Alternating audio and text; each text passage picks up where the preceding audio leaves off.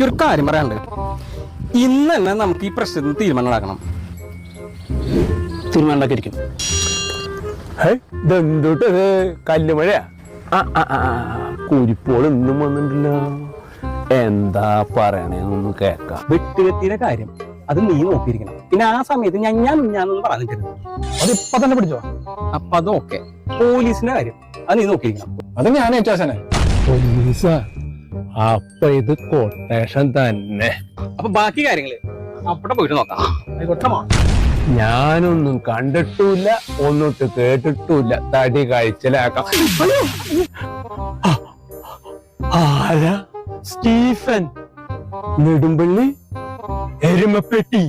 ഏത് പാട്ടുപെട്ടി ആയാലും എന്തിനാണ്ടാ പിന്നിൽ വന്ന് പേടിയാട്ടണേ?